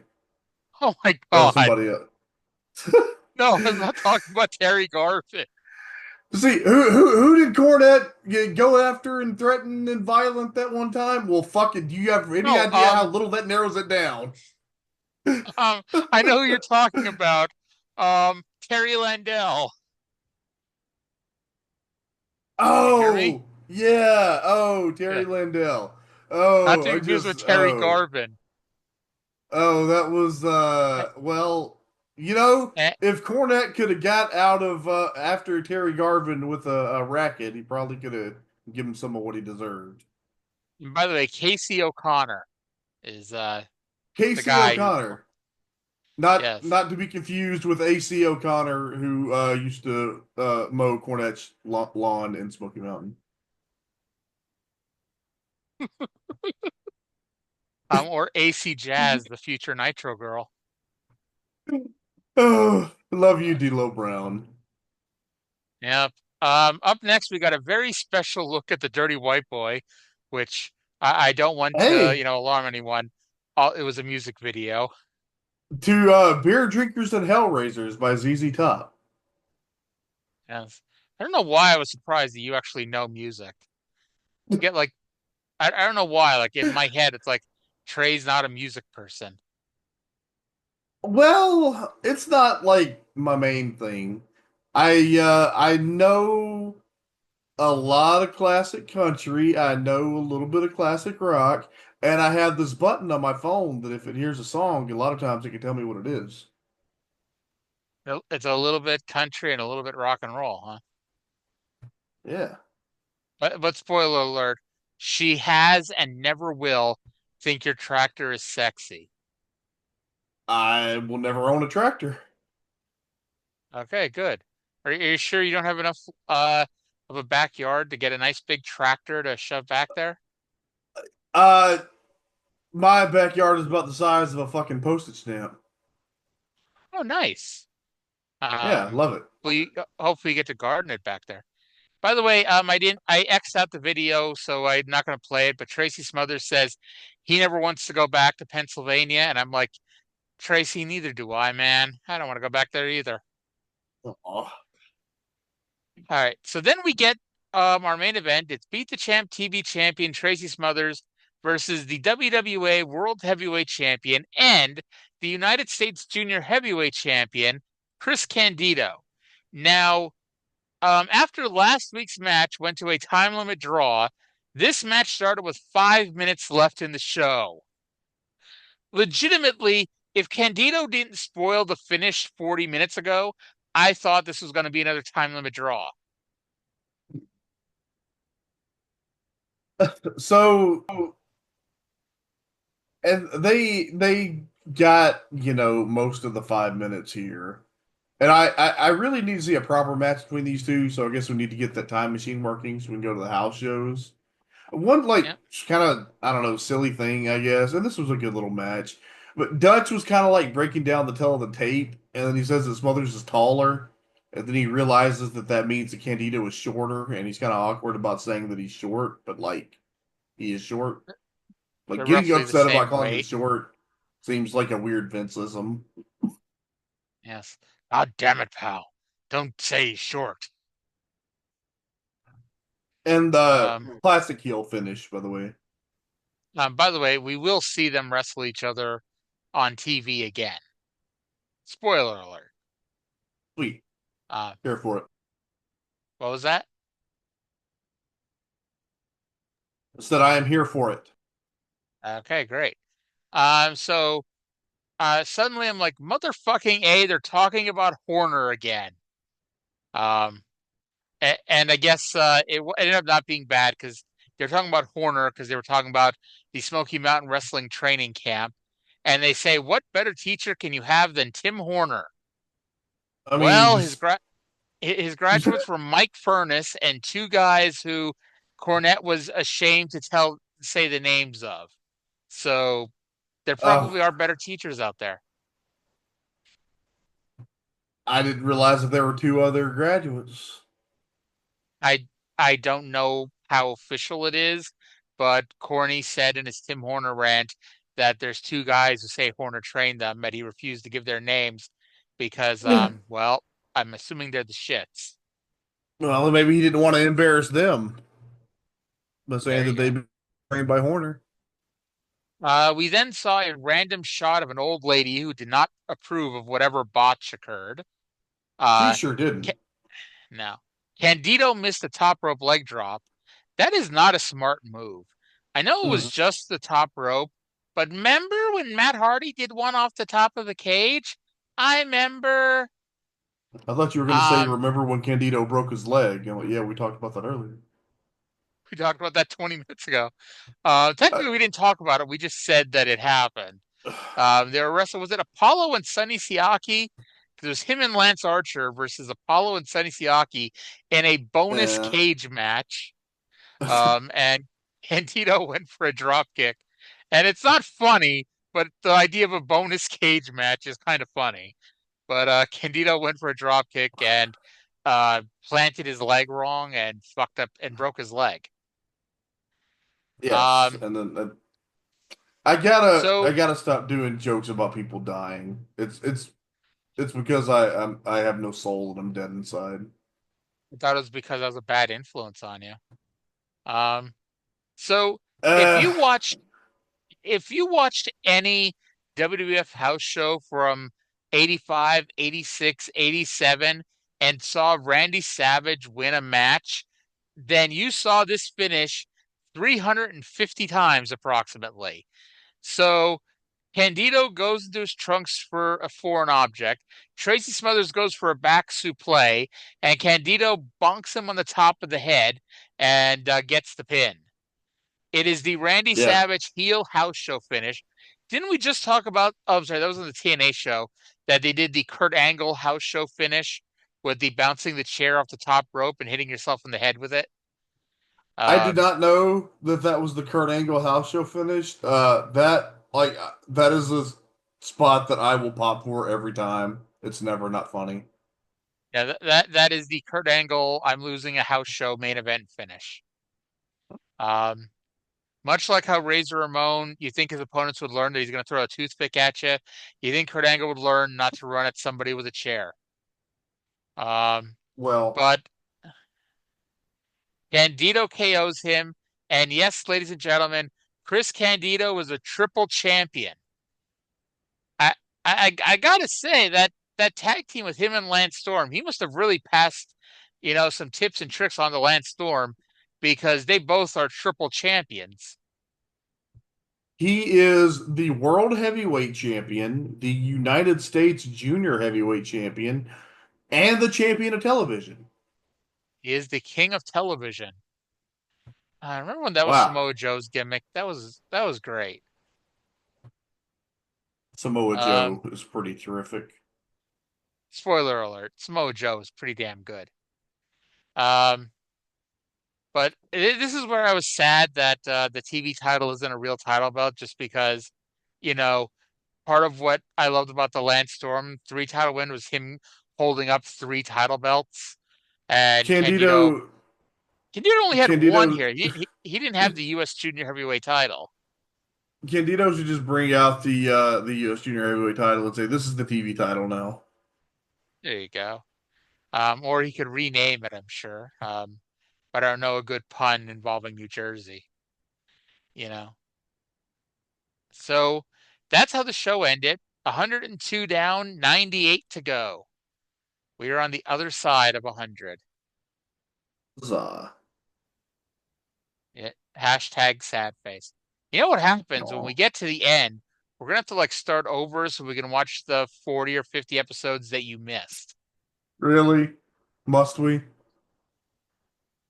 I don't know if we must, but it it's certainly something we You just could want to do. punish me.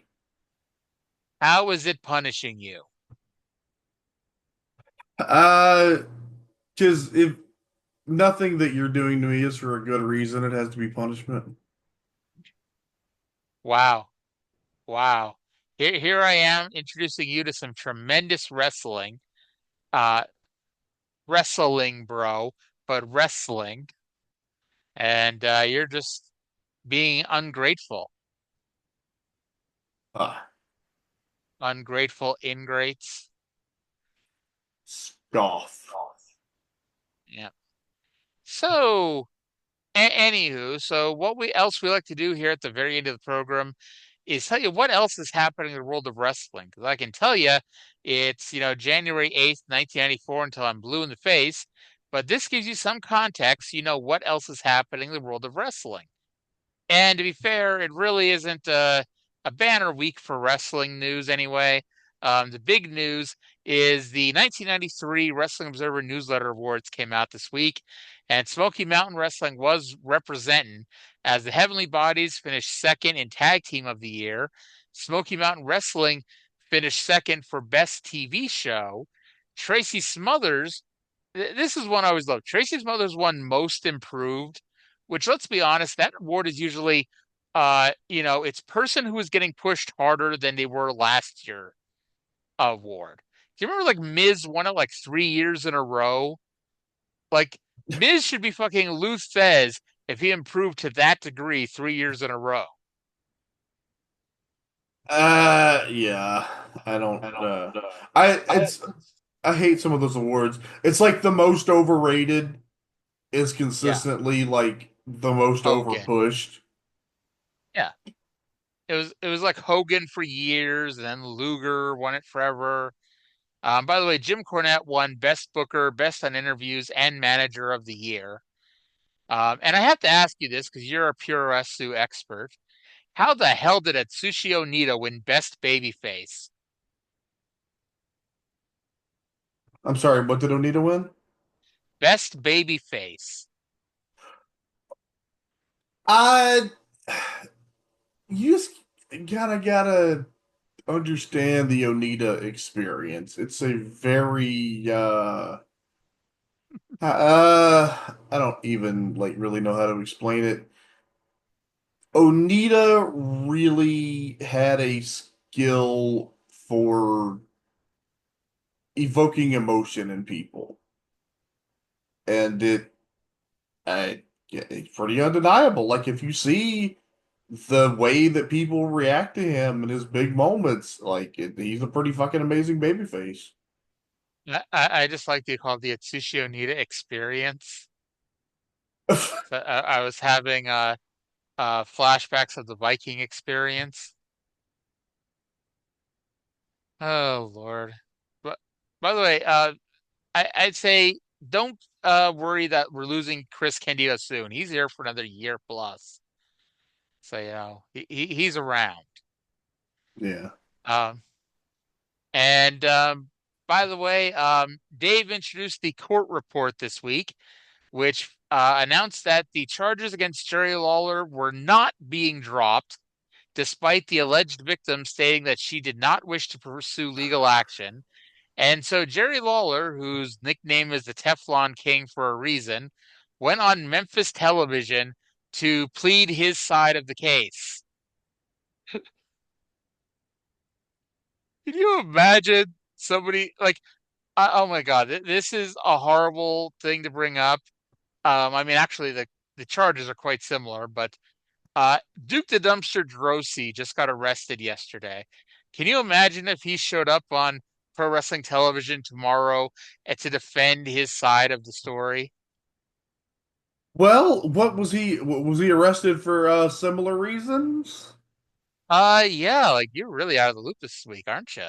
Um, No, no, I've been very busy. No, well, given the political climate in this country, I assumed that what's today? He's probably on NXT right now pleading his case. actually, is the former Elias.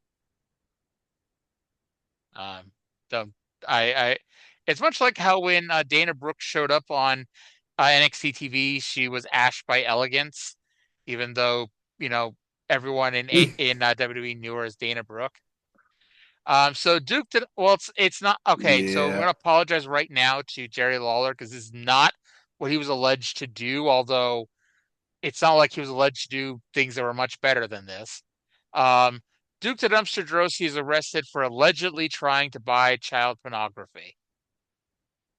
Oh dear.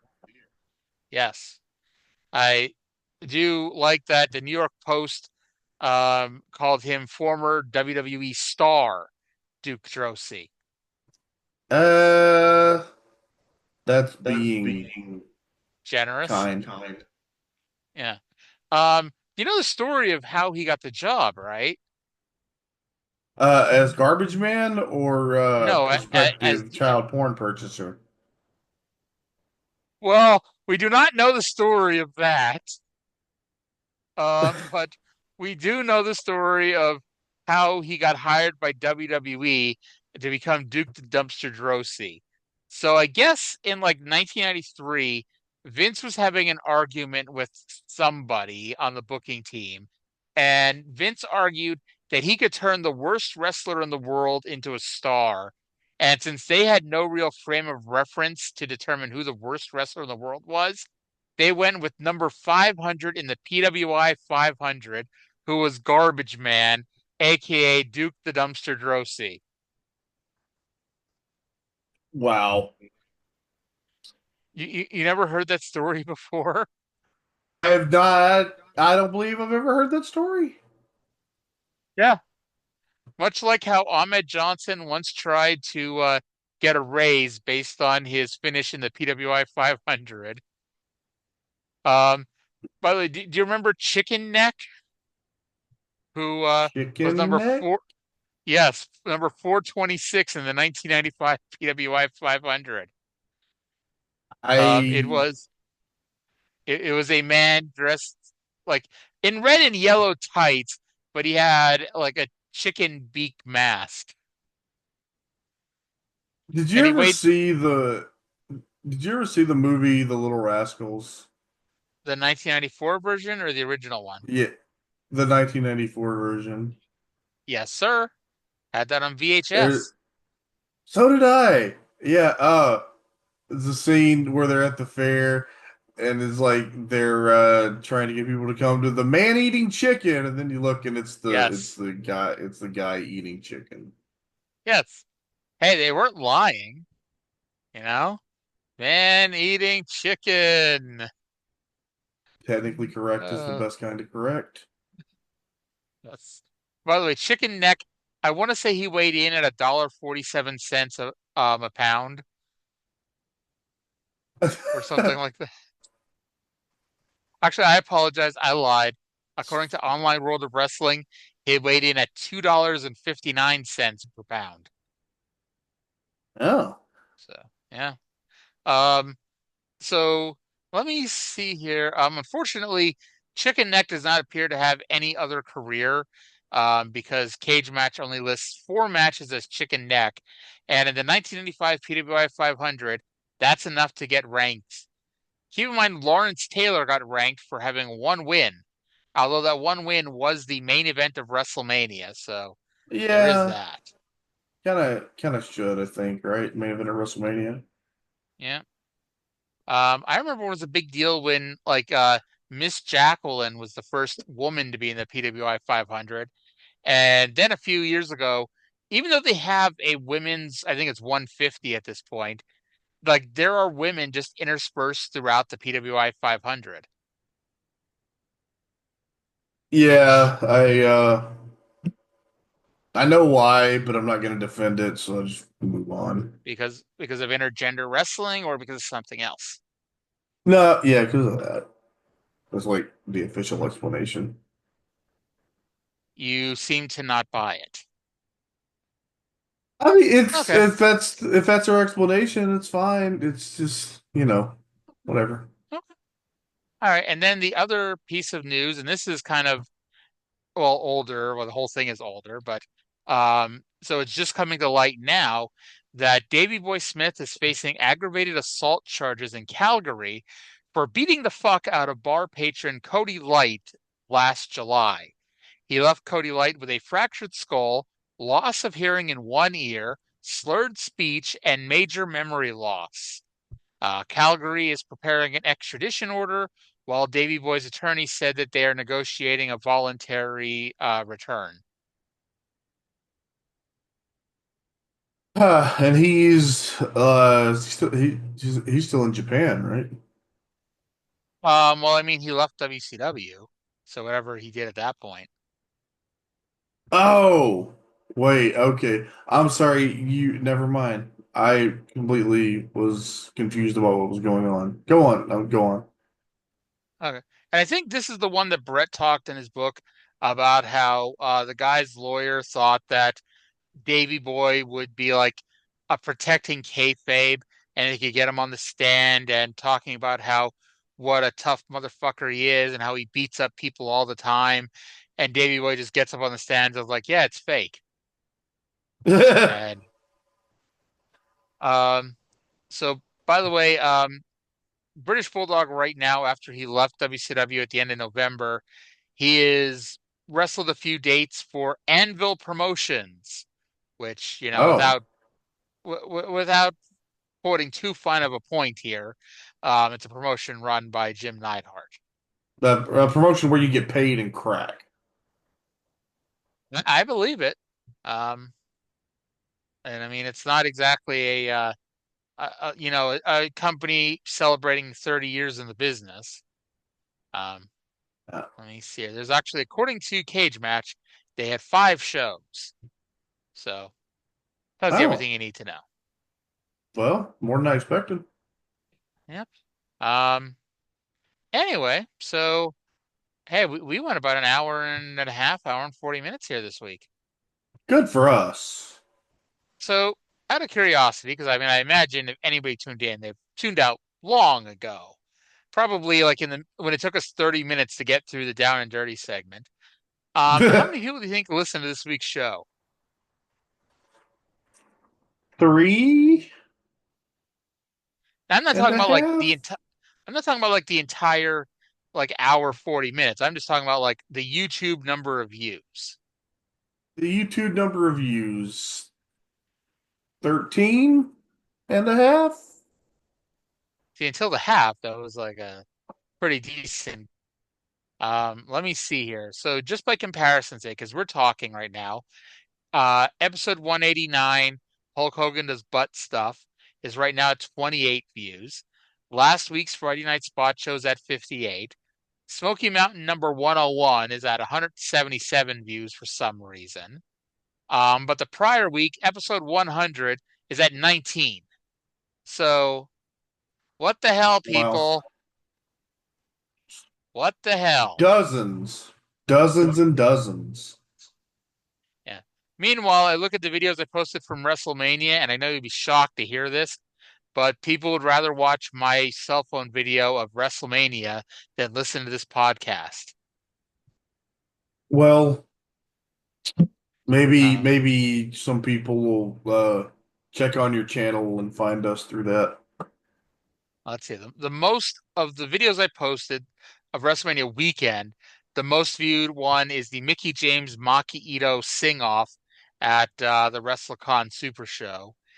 But if we look at purely WrestleMania clips, number one would be Jey Uso wins the world title, and then Joe Hendry's surprise appearance, followed by CM Punk's entrance and Becky Lynch's WWE return. And then Daddy Triple H is far, far, far down the list in last place. Okay, because I only read about it. Did Mickie James really like get blowed up and then kind of random promo on Dave to kill time? Yes. Wow. I mean, I don't know if that was the point of it, was to kill time because he was blowing up, but like it definitely felt like it was a scheduled part of the match, was that they were going to do a sing off, and it's like I turned on my camera basically right after she talked about how Dave has never given her a 5-star rating, and the crowd is chanting Meltzer sucks. Okay, what? Look, I Yeah, love Mickie James. I say this every What time somebody brings fucking up. Yeah, I know what you're gonna say because I say the same thing. People are like, "Oh, Randy Orton's never had a 5-star match." I'm like, I love Randy Orton. What fucking matches Randy Orton had those 5 stars? Like, you can't have this argument if you can't give me a match that Dave should have given 5 stars to. the best match that Mickie James ever had was like the Texas Death Match with Deonna Purrazzo and TNA, and Or that or also or wasn't 5 stars. or the Trish match at WrestleMania. That wasn't 5 stars either. It's like, Yeah, actually, no, that's yeah. she had a kick-ass match with Melina once on a Backlash pay-per-view, but that wasn't 5 stars either. Like, Oh, you mean I'm Melina never got a 5-star match? Not even against Alicia no, Fox? no. Melina did not have a 5-star match against the beautiful Alicia Fox. I don't miss Noam Dar, but I miss how he would say the beautiful Alicia Fox. Is he not on NXT anymore? I think he just returned. I think he's the Heritage Cup champion. Oh, good for him. Yes. By the way, poor Melina is not going to be roped into this if you read the description of this week's show. Mickie James and Melina not getting a 5-star match in the Observer. I mean, technically, Trish Stratus didn't either, if we want to go down the list. It's It's like, like, at least, and it's a fucking moronic argument no matter who it's about. But at least when you're talking about Kurt Angle, there's like at least you can point to several matches that might reasonably be considered 5 stars by a reasonable person. yeah, this Shawn Michaels WrestleMania match, that's a 5-star match to me. You know, the Samoa Joe MMA cage match at Lockdown, that was 5 stars to me. Like, okay, I get it. Dave did not think so. Good for Dave. Oh, the Undertaker match at No Way Out in Baltimore. Fucking underrated, brilliant match. Oh, that match rules. That's like a match nobody ever talks about that was fucking phenomenal. Because it was on a pay-per-view nobody bought. Does that show? Actually, no, I'm sorry. I was going to say that show had Chris Benoit versus Finlay, but that was the next pay-per-view that had Benoit versus Finlay. I don't remember anything else on that show. No Way Out, 2006? Was that 2006? Yeah, I'll tell you. Actually, I could probably tell you the entire card if I stop and think about it. There was a 9-way cruiserweight title match. I think Kid Cash won it. I think, but I could be wrong. You're wrong. Okay, but was Kid Cash even in it?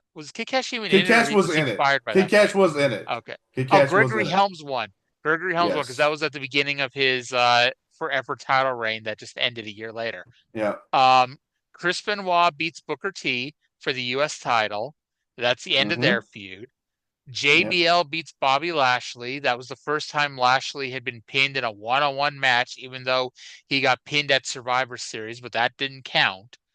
Um, then, and I always remember this match, and you're probably looking at it thinking, okay, this is the one Arya is never going to guess. Eminem lost to Matt Hardy and Tatanka. See, that's one Um, you remember just because it's so goddamn bizarre. Because wasn't that Tatanka's return? it was his official TV return, but he had been doing house shows for a few months because I saw him do a house show, him and Shelton Benjamin versus Jonathan Coachman and Carlito, um, Oh in God. Bethlehem, Pennsylvania. Yeah. And then he came back in the Royal Rumble, and this was his official comeback Yeah. match. All right, And one more then match. Rey Mysterio versus Randy Orton for the WrestleMania title shot that Mm-hmm. Rey gave Orton because Eddie Guerrero was in hell. All right, bonus point. What was the dark match or the heat match? Simon Dean versus the Boogeyman. Were you looking? No, Oh I wow. Okay. because I used to record every pay-per-view. I bought every pay-per-view at the time, and I record every single one of them along with the heat match. Okay. I I'll believe you. Royal Rumble 2006 was Finlay versus Brian Kendrick. Sure. Probably. I believe Yeah. you. Yep. My God, we've really gone off the deep edge here. When we're talking about No Way Out 2006. Hey, Uh, that really while, is a fucking underrated Angle Undertaker match. yeah. While we're at it, you want to talk about Judgment Day 2006? I could probably do a fair Okay, retelling hold of all of on. those matches. Let me see if I can remember a single match on that show. Judgment Okay. Day 2006. Yes. Um, I'll even let tell you a me story about think. my favorite. That was Ray and JBL, right? Thank you for telling me the main event, but yes, because but anyway, I knew that just because I was going to tell you my favorite part of the build up to that, because that was the build up when JBL was like, okay, Ray, I'm going to have you wrestle a monster every week, and that's when the Great Khali squashed him in San Diego. Mark Henry Oh, squashed him, and then on the May 19th SmackDown, JBL taunted him. It's like, do you even know what day it is today? And Ray's like, it's May 19th. And JBL's like, you said it. You said the date. And Kane comes out and murders Ray to death. And, uh, you know, like you could say all you want about Ray being booked as a shitty champion, but that was the most clever thing I'd seen in a long ass time. has there ever been a more maliciously booked world title reign? Yes. And he only got it because Randy Orton was caught smoking marijuana backstage or some shit. Um, and So Judgment Day 2006, Ray versus JBL is the main event.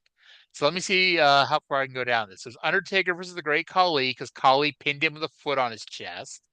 Uh-huh. Um, Jillian Hall versus Melina because that Uh-huh. was the show that also had Eminem versus Lundrick and the breakup of Eminem because Joey Mercury was going to rehab.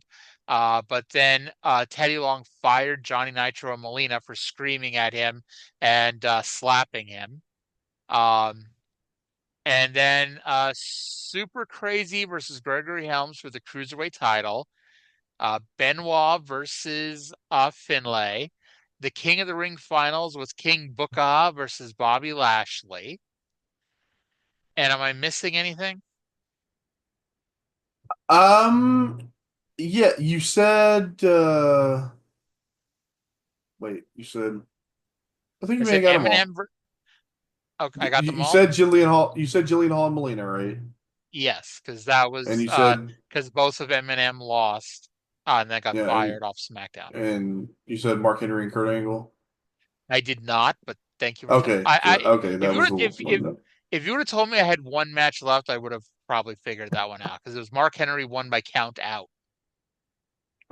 He did. That Yeah. was I went to a WWE house show in I think early March, like before WrestleMania, and they had a battle royal. It was the first battle royal that I ever saw live.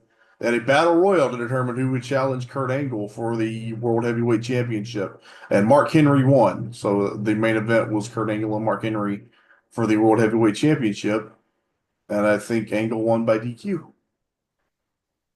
So the first battle royal I ever saw was a Raw SmackDown double taping in Philly. It's the one where after Van Dam got busted for speeding and lost, and he loses the title to Edge that night. Yeah. So when they taped SmackDown first, and the audio was fucked up, so all of a sudden like 12 or 13 guys just walked to the ring at random. And then because the audio still wasn't playing, Matt Hardy comes out, but his Titantron is going. And then Booker T's comes out and he's got no music, but his Titantron is playing. And you could see William Regal standing there at the microphone mouthing the words, "All hail King Booker," but you can't hear them because there was audio problems. And then they all get in the ring and they ring a bell. And we all just kind of look at each other. I'm like, is this a battle royal? I guess. I I think I still have a piece of Pirate Paul Burchill's Pirate Gold from that Battle Royal. Okay, he was never going to be the world champion as Pirate Paul Burchill, but he was fucking over. Like, I'm sorry. Like, I know I, it's total wrestle crap, no doubt, but it's like I love Pirate Paul Burchill. I had him win the Intercontinental Championship on my whatever SmackDown versus Raw game that would have been. You didn't have him making out with Katie Lee? Did not, but By the way, everyone complains about WWE going PG. The best thing that fucking happened was it canceled the incest storyline. yeah. Do you remember that? They were going to do an incest storyline with I Paul Burchill do. and Katie Lee. Yeah. I And then do. they went PG and Katie Lee lost her last name and her lover. Oh God. Uh, uh, so on this memories lane down 2000s wrestling, any other shows you want me to guess all the matches from? No. Okay. All right. So we're just gonna call it a day here, I guess. We've gone almost 2 hours, and some of it was of We substance, have. folks. All right. Some. Yeah. We occasionally stay on subject. Anywho, do it. No. Go listen to the Oh My God cast if that thing ever airs again. Who knows? And before Trae throws something on my head, we're gonna sign off here. Thank you all for listening. I hope you all enjoyed the show, and we'll talk to you again in 7 days. Damn it, I missed. Bye.